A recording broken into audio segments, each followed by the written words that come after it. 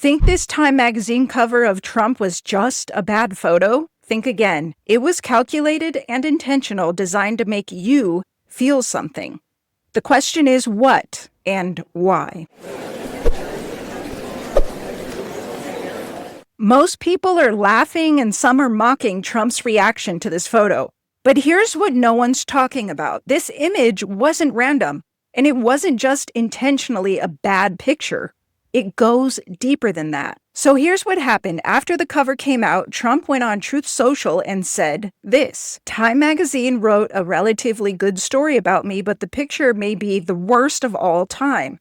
They disappeared my hair and then had something floating on top of my head that looked like a floating crown, but an extremely small one. Really weird. I never liked taking pictures from underneath angles, but this is a super bad picture and deserves to be called out. What are they doing and why? And that's the real question.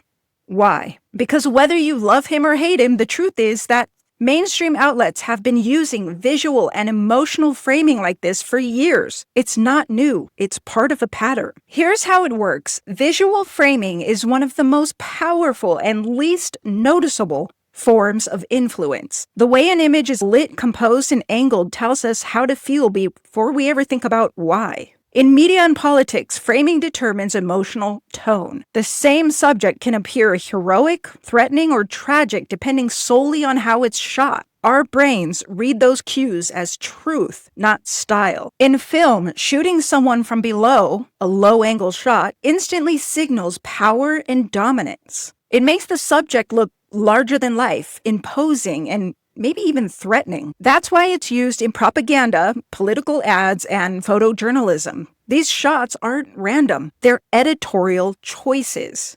And Trump, more than any other president, has been portrayed this way again and again. Even before politics, his public image leaned into mythic scale and gold buildings, big branding, strongman posture. So when media outlets want to make a point about him, they know exactly how to play that up visually. Look at Obama and Biden's Time magazine covers. They're sort of softer, more inviting, more or less at eye level. That's relatable and human, right? Notice the difference in the lighting compared to Trump, which has a harsher light, that low-angled chin up. That framing communicates power, but it also feeds a specific narrative that he's not just powerful, but too powerful, intimidating, maybe even authoritarian. And here's the thing, that messaging has been repeated so many times that it becomes the lens people see him through. That's how we got to a point where for some people, anything Trump does automatically feels threatening or extreme. And to be fair, Trump is a bombastic leader.